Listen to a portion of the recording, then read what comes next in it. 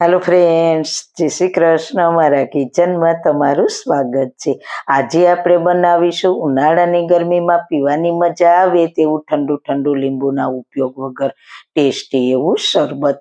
આ શરબત મિનિટોમાં તૈયાર થઈ જશે અને એ પણ ખૂબ જ ટેસ્ટી. અત્યારે ઉનાળામાં માર્કેટમાં ખૂબ જ મોંઘા લીંબુ મળે છે, તો લીંબુના ઉપયોગ વગર અને એ પણ ટેસ્ટી, હેલ્ધી અને શરીરને ઠંડક આપે તેવું બનાવીશું. તો ચલો બનાવવાનું સ્ટાર્ટ કરીએ. રેસીપી સ્ટાર્ટ કર્યા પહેલાં જો તમને મારી રેસીપી ગમતી હોય અને હજુ સુધી ચેનલને સબસ્ક્રાઈબ ના કરી હોય તો પ્લીઝ સબસ્ક્રાઈબ કરજો અને બાજુમાં આપેલ બેલ આઇકન પ્રેસ કરજો, એટલે નવી નવી રેસીપીના નોટિફિકેશન મળતા રહે. વાળના તમામ પ્રકારના પ્રોબ્લેમ સોલ્વ કરતું આયુર્વેદિક તેલ જે અમે લોકો ઘરે જાતે તૈયાર કરીએ છીએ, કોઈ કેમિકલ્સના ઉપયોગ વગર, બિલકુલ નેચરલ છે. ઘણી આયુર્વેદિક જડીબુટી ભેગી કરી આ આયુર્વેદિક તેલ તૈયાર કરવામાં આવે છે.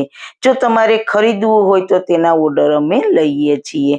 ઓર્ડર કન્ફર્મ કરવા માટે વોટ્સએપ નંબર સ્ક્રીન ઉપર જોઈ શકો છો. જો તમારે આ તેલનો પૂરો વિડીયો જોવો હોય તો તમને આ ચેનલ પર મળી જશે અને ડિસ્ક્રિપ્શન બોક્સમાં લિંક પણ મૂકેલી છે.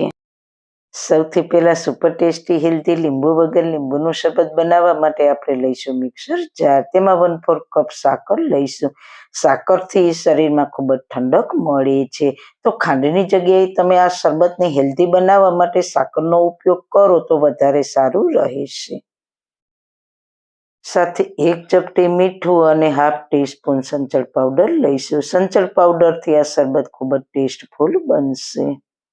અને સાથે 1/4 ટીસ્પૂન મરી પાવડર લઈશું. હવે 1/4 કપ સાકરની સામે 1 ટેબલ સ્પૂન આમચૂર પાવડર લઈશું. આમચૂર પાવડર ઘરે એકદમ સહેલી રીતે બનાવી શકાય છે. જ્યારે કાચી કેરી આવે ત્યારે તેનો આમચૂર પાવડર બનાવવામાં આવે છે. આમચૂર પાવડર બનાવવાની રીત મેં પહેલા તમારી સામે શેર કરેલી છે, તેની લિંક ડિસ્ક્રિપ્શન બોક્સમાં મૂકેલી છે. હવે આ બધી જ સામગ્રીને ક્રશ કરી લઈએ. તો તમે જોઈ શકો છો બધી સામગ્રી ક્રશ કરીને મેં આ રીતના પ્રીમિક્સ તૈયાર કરી લીધું છે.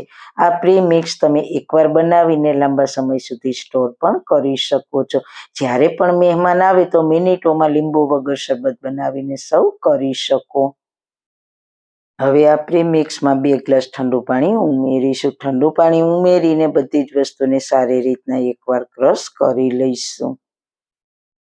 ત્યારબાદ શરબતને ગાળી લઈએ. આ શરબતનો ટેસ્ટ એટલો સરસ છે કે તમે એકવાર આ શરબત બનાવશો ને તો લીંબુ શરબત પણ ભૂલી જશો, તેટલું સ્વાદમાં લાજવાબ થશે અને તેને બનાવવું તો એકદમ સહેલું છે. હવે આ ઠંડા ઠંડા શરબતને સર્વ કરવા માટે ગ્લાસમાં 2-3 આઈસના ટુકડા ઉમેરીશું. સાથે 1 ચમચી પલાળેલા તકમરિયા ઉમેરીશું. તકમરિયાથી શરબતનો ટેસ્ટ ખૂબ જ સરસ આવશે. ઘરમાં લીંબુ ના હોય અને અચાનક મહેમાન આવી જાય ત્યારે આ શરબત માત્ર 1 જ મિનિટમાં બનીને તૈયાર થાય છે.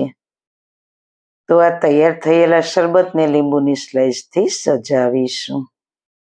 તો તમે જોયું ને, ખૂબ જ ઓછા સમયમાં એકદમ સરસ ટેસ્ટી એવું ઠંડુ ઠંડુ શરબત તૈયાર થઈ ગયું છે. તો જરૂર એકવાર ટ્રાય કરજો. સારું ખાઓ, ખુશ રહો. આવી સરસ રેસીપી જોવા માટે તમારો ખૂબ ખૂબ આભાર. મારી રેસીપીને લાઈક કરજો, શેર કરજો, મારી ચેનલને સબસ્ક્રાઈબ કરજો. ફરી મળીશું એક નવી જ રેસીપી સાથે. ત્યાં સુધી બધાને મારા જય શ્રી કૃષ્ણ.